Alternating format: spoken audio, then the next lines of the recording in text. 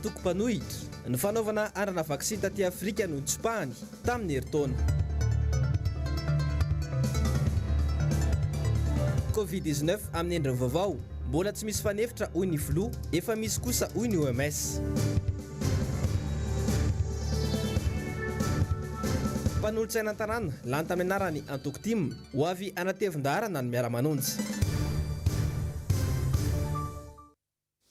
Tompoko lahy sy tompoko vavy, ampitiavana sy ampifaliana iray no tsidihako ny tokantranao amin'ity arivariva ity. Alatsinainy 2020 ny volana Martsa taona 2024. Manasanao ampanajana sy ampitiavana ary izay anaraka ny vaovao hatramin'ny farany.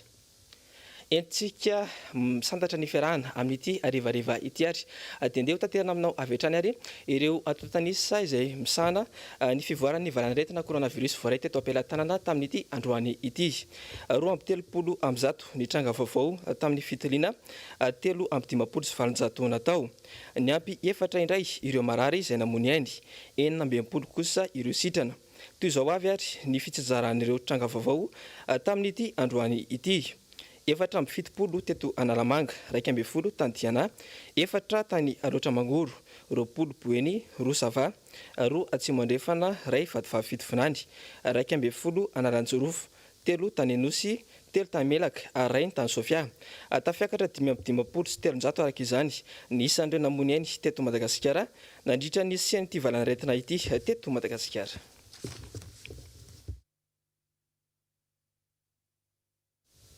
Amin'izay lafomba vao izay hatrany dia vao marina izao fa miditra amin'ny andiany faharoa ny valanan-dretina coronavirus eto Madagasikara.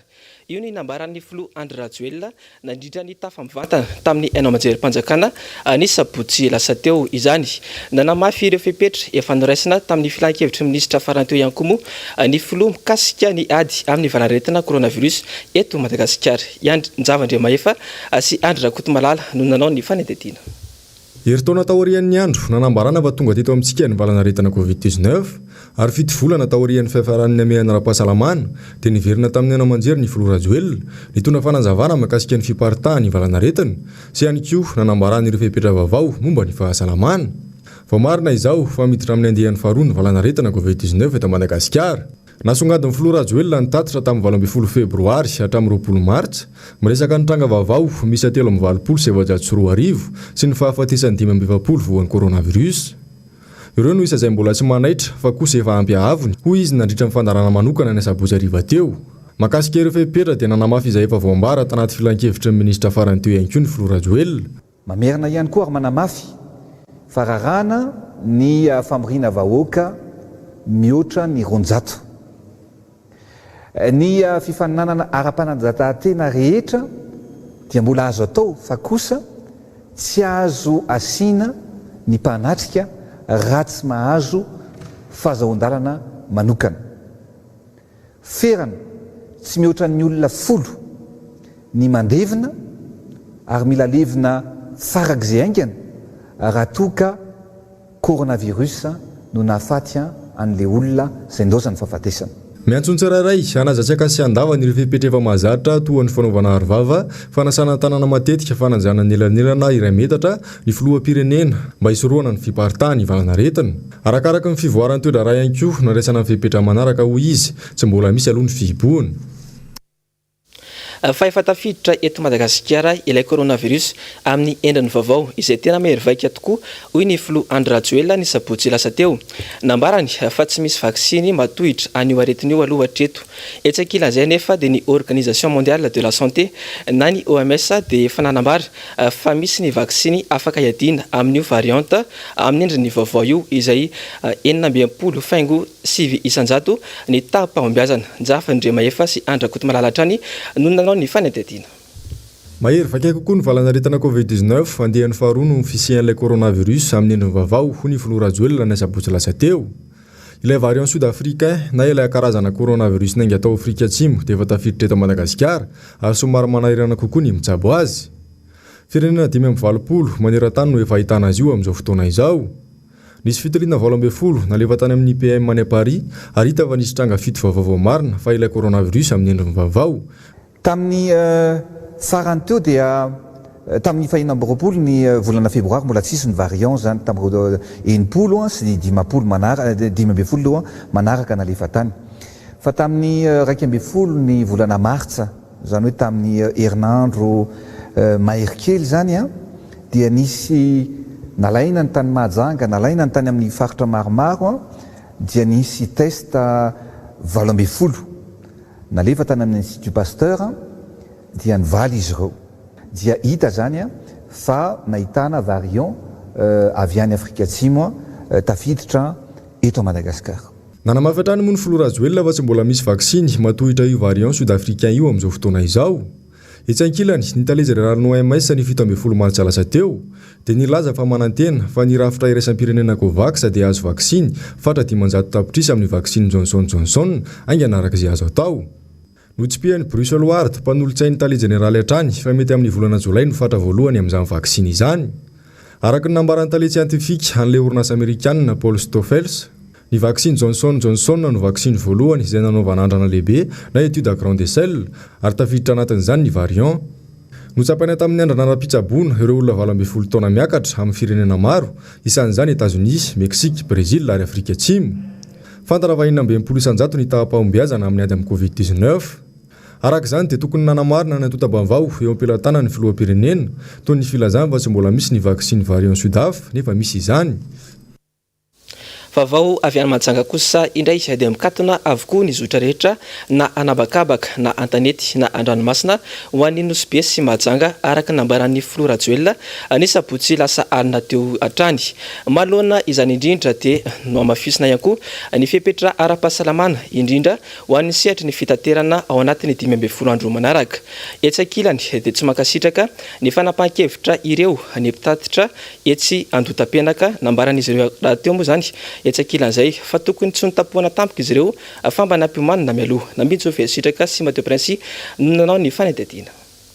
Nanomboka tamin'ny 12 febroary ka hatramin'ny 20 martsa 2024 dia tranga vaovao 324 no hita teto Madagasikara. Tao anatin'ny iray volana dia nahafatolona 570 ny valanaretina coronavirus hoy ny filohan'ny Repoblikan'i Madagasikara. Analamanga, Diana, Boeny, Nosy ary Atsinanana no faritra tena iaran'ny Covid-19.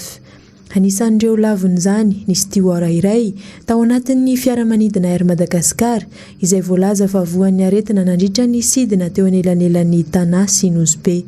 Nisy kompandraharaha iray, mpitsara telo, sandary, mpampianatra pikaroka ary pastera tany Mahajanga.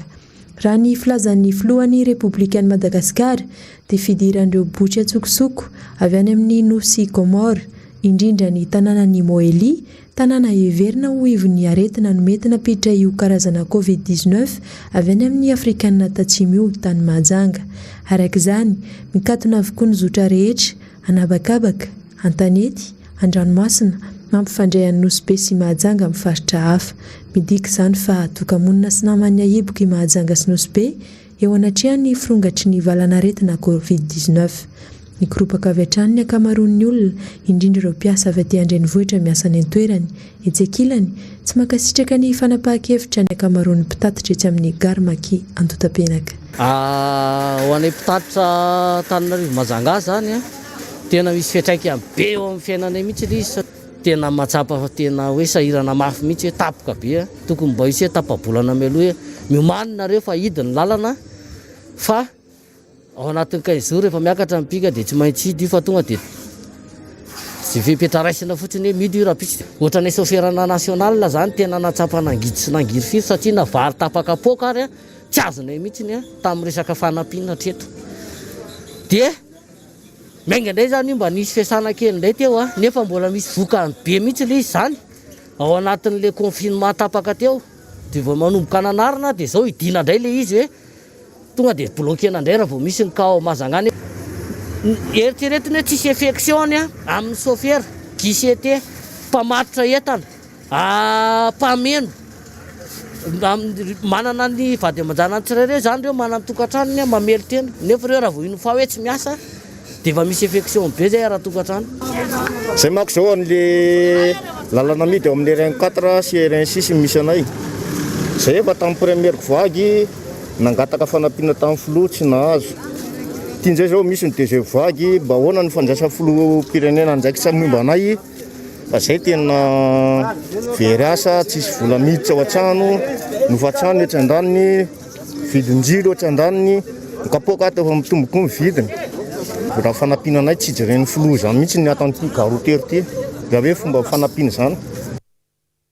Eo amin'izay lafy vaovao izay hatrany dia isan'ny tana ny sain'ny malagasy rehetra ny kabary voalohany nataon'ny filohan'ny repoblika ny sabotsy lasa teo iny no manandanja indrindra tamin'ny vahoaka nefa no tsy mba voaresaka tao anatin'izany fandarana manokana izany araka ny faneho-kevitry ny olon-tsotra sendra ny mpanao gazetinay androany nambitso veritsitraka sy Mateo Prince no nanao ny fanetediana. Nandritry ny fotoana maromaro dia niaina tao anatin'ny hirifiry noho ny fiakaran'ny vidin'entana amin'ny ankapobeny teny an-tsena ny vahoaka malagasy. Tafiditra anaty fahasahiranana lalina ny olona. Ny vidim-bary no tena nanaitra ny sain'ny maro satria dia efa 500 ariary ny iray kapoaka eny amin'ireo tsena mahazatra. Raha mivarotra anay izao dia mbola lafolafo. Varotanay izao varitranay 700 dia ny vary vao 900 ndray kilao. Aloha hita hoe sahirana ny olona zany zao tsy mividy fa izay mora ihany ny olona vidiana. Ny olona zao tena mesahirana eo amin'ny fivelomany. Ny andrandra vahaolana eo amin'ny sosialim-bahoaka ny akamaroan'ny olona nanaovana fanadihadiana raha nanontaniana ny akon'ny kabarin'ny filoham-pirenena ny sabotsy lasa teo tsy nisy anefa na dia fampatsiahivana mikasika izany. Ny olona zany tena ao anaty fahasahirana na dia rehefa sahirana amin'ny vahoaka dia zay fahirana koa firenena na sahirana.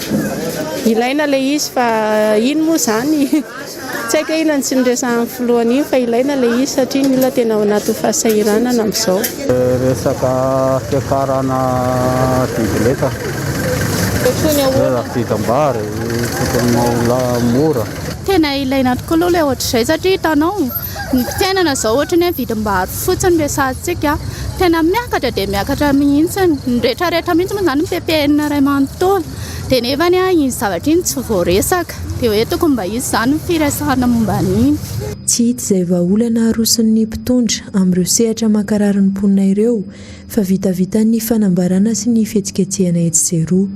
Mody mizara vary sy menaka amin'ny olona vitsivitsy izay raha isaina dia tsy ampy aotra faingo ray 100 ny vahoaka malagasy akory dia izany ve no ireharehan'ny mpitondra fa mihaino sy mahita ary mitondra vahaolana ho an'ny vahoaka izy ireo tsy lahara-pahamehana ho an'ny fitondram-panjakana ve izany izay sosialim-bahoaka izay. Vaovao fampianarana kosa indray dia tsy mety afakolana mihitsy ny mpianatra eny Akatsoeny amin'izao fotoana izao. Androany dia ireo mpianatra mipetraka atao amin'ilay tranon'ny mpianatra may ny volana septambra teo indray no nampiantso mpanao gazety ka velotaraina izy ireo. Ny andindin'izay eo amin'ny sary sy rindra tsara ny toky Ramarla. Ny 10 septambra 2024 no may ity trano bloc amical 2 ao Akatso faharoa ity. Nampanantena ny ministra tompon'andraikitra fa hovitaina ao anatin'ny 3 volana ity trano ity saingy izao iaraha mahita izao tsy mbola misy rindrina mitsangana. Voatery mikambana ao anatin'ny trano kely R+3 rose ity araka izany ireo mpianatra tsy manana fianakaviana sy tsy manan-kale. Ny mampanay anay hoy ireo mpianatra dia ny fahasalamanay amin'izao fiparitahan'ny ny valanaretina coronavirus izao. Tsy latsaky ny 70 ireo mpianatra no misisika matory ao amin'ny salle d'étude sy salle de loisir. Androany tamin'ny 4 fotoana nanaovana ity fanadihadiana teny Akatso ity dia tazana tonga nitondra simenitra tamin'ny alalan'ny brety ireo mpanao trano. Izao fihetsika izao dia verin'ireo mpianatra ho famonoana afo ka tsy eken'izy ireo. Raha-tsy mahita moa zany amin'izao fotoana zao rehefa nanomboka zany nahita mpianatra mivorivory zareo zany zay vao mody mitondra ciment dia mody mitondra brety anankiray dia tsy haiko hoe olona ananki-efatra sa 5 ireo. Dia nefa efa ohatr'izao foana zany zavatra niainana hatramin'ny voalohany dia raha olona hiasa ve izy tena vonona tokony tsy tonga amin'ny 7 izy vao tonga andeha hiasa fa tsy haiko hoe miditra amin'ny 7 dia mirava amin'ny 5 ve sa amin'ny 3 maraina dia manarak'izay dia ny anay tsy ekenay mihitsy zany le hoe mody ampangingininy eo dia mahita hoe manao activité kely zay dia hoe ndao hoe mody miasa kely dia hanina fa ny anay aorian'izao zany tena efa endritra zay satria mandefitra foana zay mpianatra endry zay dia zay niezaka nandefitra nanaraka procédure normale foana hatramin'izay fa kosa efa tafahoatra loatra fa mba mangataka izay mba valio le etaeta efa nangatana efa ela be dia ny tianay zany a atao faran'izay aingana ary tsy atao kilalao ohatran' io fa atao tena asa tena ohatran'ny olona miasa tena vonina iasa fa tsy atao kilalao le izy dia ninay zany a tokony hoe mba hoe raha hoe le daty momeny zareo zany tokony efa tapitra dia tokony raha ny tokony izy zany tokony ataony zareo zay faran'izay aingana zay moa tsy afaka mametra fotoana hoe tsy sur zay fa tsy ho vitana anatin'ny herinandro tsony io fa tokony atombony faran'izay aingana dia tsy ohatran'izay hoe tokony mba hoe ray volana sy roa volana sisa satria raha telo volana zany mba efa ray volana zany nanaovana an'io dia farafaratsy zany mois de juin any zay tokony miditra ny trano farafaratsany zay ara tsy andran'le izy tsy ho vita fa raha vao tsy manomboka normal le asa dia procédure manaraka ny ataonay a na raha vao tapatapaka ohatran'le teo foana dia tsy maintsy mandray fipetra hafa indray zany hoe inona ny dingana manaraka ho ataonay arak'izany dia miantso ny ministera tompon'andraikitra sy ny mpitondra fanjakana amafarak'izay aingana ity olana ity ireo mpianatra fa andro maneran-tany ho an'ny rano ny datiny anio 2020 ny volana martsa tsy azo idiviran'ny firenena tsiraray ny fampiasana izany rano izany eo anefa ireo antony maro mahatonga ny rano ho ritra sy iena ka tsy maintsy ilana vahaolana nambintso velositraka sy Mateo Prince haina ny rano azosokajiana ho isan'ny manandanja indrindra ho an'ny zava-mananaina rehetra eto ambonin'ny tany ny rano arak'izany eto Madagasikara nefa dia malagasy 12 tapitrisa no tsy misitraka rano fisotro madio araka ny tatitra avy amin'ny WaterAid 570 isanjato no tsy misitraka ny rano ny zava-misy ihany koa dia manano sarotra ny fisian'ny rano eto Madagasikara raha ny any Atsimo Nosy dia mbola ady hevitra ny famatsiana rano fisotro madio iadina amin'ny kere ny antanàn-dehibe dia tsy karitra ny tsy fampin'ny rano fisotro madio any amina faritra maro isan'ny mahatonga ny olona ny tsy fisian'ny rano ihany koa ny fahasimban'ny tontolo iainana sy ny fiovaovan'ny toetry ny andro ka ny aritra ireo renirano araka ny tatitra nataon'ny fikambanana iraisam-pirenena Action contre la faim tsara no manamarika fa tsy tokony hanana olana i Madagasikara amin'ny manosy azy ary ihany koa fa efatra lehibe maneran-tany ho an'ny vahoaka tsotra kosa dia manana ny heviny momba ny rano sy ny manodidina azy izy ilaina ny rano satria mila manadio vatana sasana ny tanana noho izao corona izao dia mila sasana madio ny tanana voankazo zao dia efa ilana sasana manandanja ny rano satria io ny velomana tsina mahatonga ny tsy fampin'ny rano zao ny ahitany teo zao dia maina ny rano noho le tsy afampin'ny orana teo zao dia efa maina ny rano amintsika fa olana tokony tsisimbaina ny ala mila mikarakara mamboly azo voninkazo ato tapaka ny rano zay dia avany amin'ny jirama zany ny rano fa ny rano sady mahavelona izy mahafaty eo amin'ilay fikapana azo ninona manimba ny tontolo iainana le izy sahirana io tena sahirana io raha tsisy ny rano ny partina tena tsisy rano dia mijaly io lasana tsisy rano inona ohatra mety antony mahatonga le fiainan'ny rano satria lasa miaina ny rano amin'izao toetrandro mahatonga an'io maina any miisa 3.9 miliara ny mponina miaina amina toerana tsy ampy rano mandritra ny taona iray araka ny tatitra avy amin'ny UNESCO miasimba miaraka amin'ny faharitrano-drano ihany koa ireo zava-maniry sy zava-mananaina miaina any anaty rano rehetra arak'izany miatreka tanteraka amin'ny zava-mananaina rehetra ny rano tompona ndraikitra amin'ny fahasimban'ny tontolo iainana indrindra ny mikasika ny rano ny tsirairay ary tompona ndraikitra amin'ny fikajiana izany mba hampaharitra ny rano vaovao ny fanatanjahantena kosa indray dia roa andro sisa dia igadona ny lalao ifandonan'ny bareny Madagasikara amin'ny ekipa pireneny Etiopiana amin'ny fifantsanana amin'ny kanina 2020 efa saika tonga any Bahirdara Etiopia avokoa moa ny akamaroan'ireo mpilalao malagasy amin'izao fotoana izao ary efa vonona niatrika ny lalao avokoa ireo mpilalao rehetra ireo nanao ny fanadihadiana ary Anjavandriamahefa sy Tahirinena Ranarnirina omaly ariva nanainga tena am'seranam-piaramanidina Ivato ireo délégation bareny Madagasikara iazany Bahirdara Etiopia tamin'ny fotoana io ihany koa no nanainga ireo mpilalao avy ao la Frantsa izany hoe androano maraina no nigadana teo Etiopia ny akamaroan'ireo mpilalao hiatrika elo miverina ifandonana amin'ny ekipa pirenena Etiopiana io i Silvios Carolus no fantana fa mbola tsy tonga ny toerana izay andrasana ny fahatongavan'ny rahampitso nanamarika ity fampifondronana ity ihany koa ny fiverenan'ny bolide izay tsy navelan'ny kluba tamin'ny fampitsoana azy io ihany koa ny fahatongavan'ny fanivima izay efa nisotro ronono tao anatin'ny ekipa-pirenena malagasy. Mampiavaka ny Bariana Madagasikara moa ny fisian'ny ambiance sy ny firaisapo eo amin'ny samy mpilalao rehefa mihaona tahaka izao.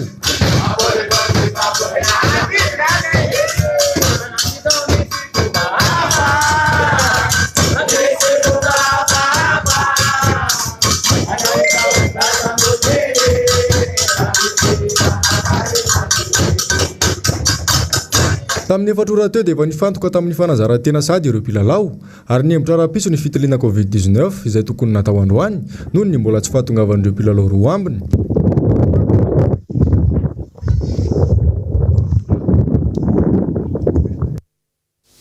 Ny vaovao maresaka iraisam-pirenena kosa indray dia nambara ny fitsarana avy momba lalam-panorenana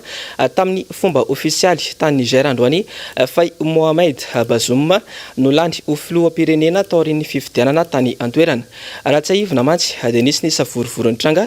tany Antoerana izany nandritra ny zotram-pifidianana tany Antoerana. Njavandre Maefa sy Andry Rakoto Malala. Nakatao fitsarana avy momba lalam-panorenana tao Niger fa i Mohamed Bazoum no lany filoham-pirenena ary andray ny fahefana amin'ny mahafiloha voafidim-bahoaka azy tao aorian'ny fifidianana natao ny 20 febroary lasa teo.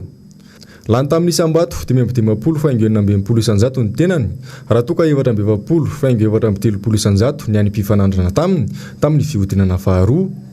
I Mohamed Bazoum araka izany no filoham-pirenena nigeriana fahafolo tao aoriana nazahoan'ny fahaleovan-tena ny taona 1790. Ny dimy tamin'ireo filoham-pirenena nifandimby tany Antoerana dia miaramila avokoa ary tamin'ny alalan'ny fanonganam-panjakana avokoa no nazahoan'ny fahefana. Ity fanapa-kevitry ny fitsarana tao Niger ity araka izany no nanamarika ny fifamindram-pahefana ara-demokratika voalohany nandritra izay ny alany teo ambany voalohany Frantsay izay. Raha tsy ahivina dia nitrangana savorovoran-trano tao Niger tao aorian'ny valim-pifidianana vonjimaika navoaka ny CENI ny 13 febroary lasa teo.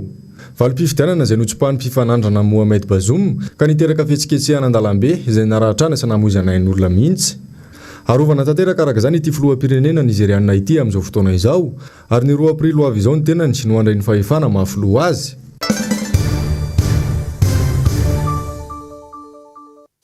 Vavaon'ny politika kosa indray dia nitondra fanazavana sy fantsina androany ny mpandrindra nasionaly ny antoko tim malona ny filazana fananda vaksiny ny avy amin'ny antoko mpanohitra tamin'ny heritaona ka izao indray dia mitaky vaksiny indray. Nazava ny teniny fa ny fanaovana andrana vaksiny taty Afrika tamin'ny tondasa no nitsipahany antoko fa tsy ny fampiasana vaksiny akory. Fanadidina amin'ny alalan'ny sary sy rindran-tsary toky Ramarla. Fomba iray nentina nanaratsiana ny antoko mpanohitra nanomboka ny sabotsy rasa teo indray ny resaka fanaovam-baksiny. Raha tsy ahivina tokoa dia niteny ny filohan'ny RMDM fa mitsipaka ny fanaovam-baksiny izy ireo tamin'ny fiandohan'ny valanaretina coronavirus teto Madagasikara tamin'ny tondasa ireny. Ny fanaovana anana vaksiny aty Afrika no nolaviny sy ny hoe isika no amokatra vaksiny fa tsy ireo vaksiny efa vita andrana amin'izao fotoana izao ireny akory ireny nolavina ireny. Nampatsahivy ny mpandrindra nasionaly antoko tim moa izany androany. Koa eto dia manamafy hatrany izahay manoloana n'ilay fandisona n'ilay fanambarana fa lazaina fa ny mpanohitra dia nanohitra ny fanaovana vaksiny heritaona lasy izay nefa ankehitriny kosa dia mampirisika ny mampidirana ny vaksiny ahafahany vahoaka malagasy ny miaro teny. Dia izay nanamafisana eto hoe ny fanaovana andrana fanaovana ny vahoaka sorona nanaovana andrana vaksiny no ny toeriny aty amin'ny sehatra fanoherana heritaona lasy izay. Fa manoloana ireo vokatra samihafa izay fa nahitam-bokany kosa dia mahatsapy izahay fa anisany vahaolana azo entina miady miatrehana an'izao valanaretina ny fiverenan'ny faharoa izao indray ny fanaovana vaksiny mba ho fisorohana mialoha an'izany fianaky ny Covid-19 eto Madagasikara izany. Mazava araka izany fa diso ny atotan-kevitra tonga tany amin'ny filohan'ny Repoblika mikasika iny resaka fandavana vaksiny iny. Fateboka iray anisany voaresaka ny filohan'ny Repoblika ny fandalana ny demokrasia nandritra ny kabary izay nataony ny sabotsy lasa teo. Nambarany fa tsara toerana i Madagasikara amin'ny fampiarana ny demokrasia eto Madagasikara izany. Ho an'ny antoko tiako i Madagasikara kosa nefa dia mazava fa ny atao hoe demokrasia dia ny fanajana tanteraka ny tena safidim-bahoaka. Nanao ny fanadihadiana Germain Menjanahary sy Manora Andriamalala. Nanitrikitrika sy nanomelesina momba ny demokrasia ny filoha Rajoelina. nandritra ny kabariny ny sabotsy lasa teo azo ny maro anisa ka ny vitsy anisa tsy mahazo ny teny raha atao banky tokana ny fanazavana ny entiny raha faritana tsotsotra ny atao hoe demokrasia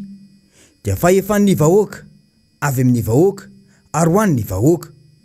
raha mpitondra mandala ny atao hoe demokrasia ny filoam-pirenena dia tokony andray fepetra momba ny fifidianana feno ozoka izay natonga azy teo amin'ny fitondrana fahazadino ny zavatra misy sy ny zavatra niseho teto amin'ny firenena tena filoana petraka ny vahoaka marina ve ataontsika parenthèse iny raha tsy resaka ny double BDP zay zavatra nisy teto amin'ny firenena zany hoe ny mpikarakara ny fifidianana mihitsy ny filoa lefitry ny CNI mihitsy no nilaza hoe nisy doublant tao BDP ary zay no fitakina nataon'ny taty fanoherana zany hoe aza vao aloha ny mahakasika an'ireo doublant rehetrarehetra eo ka raha hiteny ianao zany hoe demokrasia tokony ho ajaina tokony mandiny tena aloha ianao hoe tena lany ny vahoaka tokoa ve za tena manana ny légitimité ve za eto amin'ity toerana misy anaty sady entin'ny tahotra fotsiny dia lasa midradradratra an'izany fotsiny ka ampiasaiko daholo zao fahefana mety eo ampelantanako zao erovana ny toerana misy anahy na ataoko ary hoe hatramina fitaovam-piadinana ampidirana tsokosoko entina anaovana hery famoretana eto amin'ny firenena fotsiny ka alohan'ny tenenana no zavatra anankiray zany mila mandiny tena aloha ianao dia mila mitsara ny tenanao hoe tena zay tokoa ve le toerana misy anahy androany sa toerana ny terena toerana ny forcena ho ananako fotsiny zay fahefana zay nisy mihitsy moa ny famoahan'ny filoam-pirenena antotanisa sy laharana ho an'ny Madagasikara momba izany demokrasia izay rary ny toerana misy an'ny Madagasikara io hoy ny antoko-timy satria nisy ny fandeferana natao teto momba ireny voka-pifidianana ireny mety avy aty amin'ny fanoherana na tonga n'izay fitsaran'izay hoe nisy fandrosoana ny demokrasia satria taty amin'ny fanoherana dia niezaka nandefitra na dia teo a reny anomalia rehetrarehetra tao anaty fifidianana ireny tsy nanao korotana tsy nanao herisetra tsy nanao nininina ka zay no mety ho hitarafana sy mesurena ny demokrasia natongavana tamin'ireny atotanisy ireny hoe nisy fandrosoana isika nyreharehan'ny filoha amin'izao fotoana izao dia hoe mahazo maro anisy izy ao amin'ny assemblée azo ny ville d'Antananarivo renivohitra ny renivohim-paritany zany zay ny reharehany zay fa tena azo ny tao anatin'ny fahamarinana ve azo ny profond zany raha tena azo ny tao amin'ny fahamarinana nanao fitakina zay zavatra tsotra ny fitakina hoe mangarahara ve ny nanaovana ny fifidianana teto tamin'ny fifidianana Antananarivo renivohitra fotsiny iny tsotra ny fangatahana dia hoe ampitovio aloha lista émargé tamin'ny fifidianana solombavam-bahoaka sy ny fifidianana be ny tanana teo nanaovana antsoavy zany tamin'ny ambaratonga-pahefana rehetrarehetra fa zay avy dia tsy natao zay no mahatonga n'le izy hoe tena araka ny tena tokony ho izy ve le demokrasia misy eto amintsika ka tsy fantatra hoe inona mahatonga anazy miteny an'izay hoe ajao ny demokrasia raha zay ny tena zavatra misy tokoa raha tsy ahivina dia mbola voatazonamponja hatramin'izao ireo olona 12 mianada izay nanao akanjo mena nandritra ny etsiky ny miara-manonja ny 20 ny volana febroary lasa teo iny ankilany anefa ny filoam-pirenena dia manome lesina ho an'ny demokrasia fanaovana akanjo mampiditra amponja izany ve no atao hoe manjaka ny demokrasia eto Madagasikara anohitra ny mpanohitra izay no azo ambara raha iny kabary ny filoam-pirenena sabotsy rasa teo iny hoy ny mpanao politika iray nitondra ny heviny mikasika izany saika fanakianana ny mpanohitra ny betsaka hoy izy ary adino hatramin'ny sosialim-bahoaka Germain Menjanahary sy Manoran-drio Malala hatrany no nanao ny fanendedina efa tsikaritra ny tsy faharetan'ny filohan'ny repoblika amaly ny mpanohitra taoriny ny fandaharana izay natao ny filoha Markaravalomanana tao amin'ny fandaharana miara-manonja ny herinandro teo fihetsika efa mahazatra ny mpitondra izany ary natao fahazarana mihitsy nandritra ny amehana ara-pahasalamana ireny mazava ny andraikitry ny mpitondra fa miaro ny ain'ny vahoaka sy manatsara ny fiainam-bahoaka ary miasa ho an'ny vahoaka fa tsy anenjika ny mpanohitra sy ny kabary izay ataony raha toka fitsikerana kosa no andraikitra omeny lalam-pandrenana ny mpanohitra izay zany no tsy mahavita ny asany anjara ny mpanohatra mihitsy aradidi ny mpanohatra ny miteny tsy mety raha eritreretina ho balizy zany ho an'ny olona misaina ho an'ny olona mba azo atao hoe mandinika zany na mandalina zany hoe fiarahamonina tiana tsara rindry zany mba hoako fianatra mba ho balizy ary mba hanitsy ny lalan'ny mpitondra fahatreto dia ohatrany miteny anefitra na jamba mifampitantana ny mpanohitra sy ny mpitondra satria rehefa miteny ny mpanohitra dia kiana mahazo azy lazaina fampanakorontana ary hanonga-panjakana ary zay le tsy tiany mpanohitra tonga amin'izay le hoe ny explosion sociale iainga avany avoaka izay tsy ho voafehy zay fa ezahany mpanohitra zany atretony hoe mifehy ny vahoaka ary mampafantatra ny vahoaka zava-misy mba tsy afahany mitarika an'izany fanoeran'izany makany amin'ny lalan-diso toy izay nataon'ny sasany teo aloha makany amin'ny lalan-diso dia zao hitantsika ny firenena aizy farany gisitra farany mahantry indrindra tsikaritra fa adin'ny filohan'ny repoblika ny fiakarany vidim-bary eto amintsika nandritra ny kabary izay nataony raha toka saika lanta amin'ny fitsikirana ny mpanohitra ny ampahany fotoana ny sabotsy teo iny nandray mesure na tsy nandray mesure ny ao anatin'izany amiana ara-pahasalamana zany ny fitonam-panjakana dia adidiny ary andraiky ny asany ny mitsinjo an'izany sosialim-baoaka zany fa tsy dia tena voaesaka lalina zany tao anatiny ny siray aman-dreny lehibe teto amin'ny tany sy firenena milaza azo antitra amin'ny fanaovana politika noho ny teny mba hahafahana miala amin'le hoe tenin'ny fanoerana tsy inona zay no tenen'ny Andriamatofo teo aloha dia Kavalomanana fa isika no amponanina kalitsinjo ary zato mendrika amintsika zao ve zany dia raha miteny ny mpanohitra ve dia fanendrika foana nareo sy ny fitonana ny ataonareo nge tsy mety ny atao fitonana nge tsy mety ary raha tsy tantana nge le fitantanan'ndraraha-pirenena ahoana ny tsy tenena ny mpanohitra fanamoaka fanambarana androany ireo mpanolotsaina an-tanàna Antananarivo renivohitra voafidy tamin'ny anarany antoko tiako i Madagasikara tetsy Belair antony mikasika ny raharaham-pirenena sy ny raharaha eo anivon'ny commune Antananarivo renivohitra nandindin'izay ary eo amin'ny sary sindra-tsariny toky Ramarla tsy afaky ny ijery fotsiny ny raharaha-pitantanana eo anivon'ny fiadidian'ny tanàna Antananarivo renivohitra sy ny raharaha-pirenena amin'ny ankapobeny ireo mpanolotsaina an-tanàna lany tamin'ny anarany antoko tim arak'izany dia nanapa-kevitra izy ireo fa ho avy anatevin-darana ny fandarana miara-manonja na dia efa nivahiny matetika tao anatin'ity fandarana anisany be mpanaraka ity azany sasany amin'izy ireo dia anokana andro ray isan-kerinandro izy ireo ivainy ianana ao anatin'izany fandarana izany izahay mpanolotsaina ny tanàna Antananarivo avy amin'ny antoko tiako i Madagasikara dia manamafy fa manomboka izao dia ho isan'ireo mpandray anjara mavitrika izahay ao anatin'ny fandarana miara-manonja farafahakeliny dia isaky ny talata izay no hiakatra ao anatin'ny fandarana miara-manonja izany dia entina hitondrana ny hevitray mahakasika ny fitantanana ny tanàna Antananarivo renivohitra sy ny raharaha-pirenena amin'ny ankapobeny ary zarahanay ny etaeta sy ny fitarainany mponina izay marobe koa aza misalasala arak'izany manatona anay mpanolotsaina ary manasa antsika hanaraka tsy tapaka ny fandaharana